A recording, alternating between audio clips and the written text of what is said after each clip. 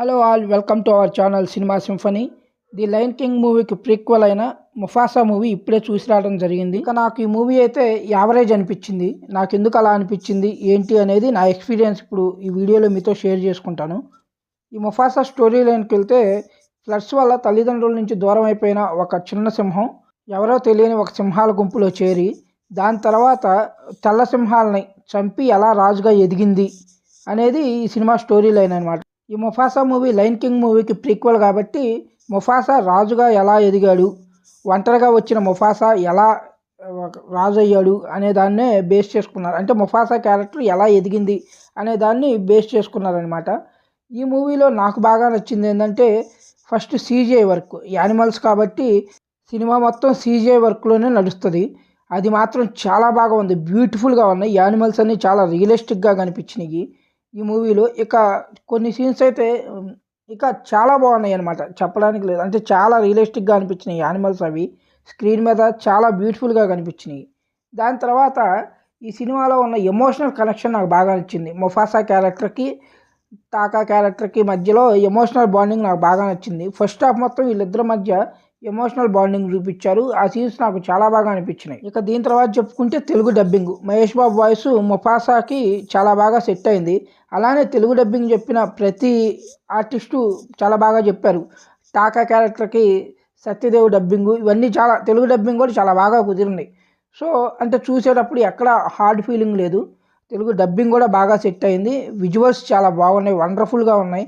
ఇక character developments చాలా బాగా రాసుకున్నారనమాట ఈ మూవీకి సంబంధించి. ముఫాసా ఒకటి, టాకా ఒకటి. వీళ్ళకి తగ్గట్టు సర్ప్రైజింగ్గా రఫీకి ఆ కోతి క్యారెక్టర్ ఉంది కదా, అది చాలా బాగా ఉందన్నమాట. అసలు ఆ క్యారెక్టర్ డెవలప్మెంట్ అయితే నాకు అసలు చాలా బాగా నచ్చింది. ఇక నాకు ఈ మూవీలో నచ్చని విషయాలు ఏంటంటే, మొదటిగా సాంగ్స్ తెలుగు డబ్బింగు చాలా దరిద్రంగా ఉంది, చిరాకు అనిపించింది ఆ సాంగ్స్ మనకు. ఇక దీని తర్వాత టాకా క్యారెక్టర్కి సంబంధించి ముఫాసాకి టాకాకి ఫస్ట్ హాఫ్లో బాండింగ్ చాలా బాగా రాసుకున్నారు. కానీ దాని తర్వాత టాకా క్యారెక్టర్లో వచ్చే చేంజెస్ ఏదైతే ఉన్నాయో అవి ర్యాపిడ్గా వచ్చినట్టు అనిపిస్తాయి, వెంటనే వచ్చేసినట్టు అనిపిస్తాయి. అంటే ప్రాపర్ రీజన్ ఉండదు, ఒక్క రీజన్కే ఎలా అయిపోతారా, అంత ఎనిమిస్ అయిపోతారా అనిపించింది. ఈ టాకా క్యారెక్టర్ కూడా ఇంకా ప్రాపర్గా డెవలప్ చేసుకుంటే ఇంకా చాలా బాగా పండేది డ్రామా.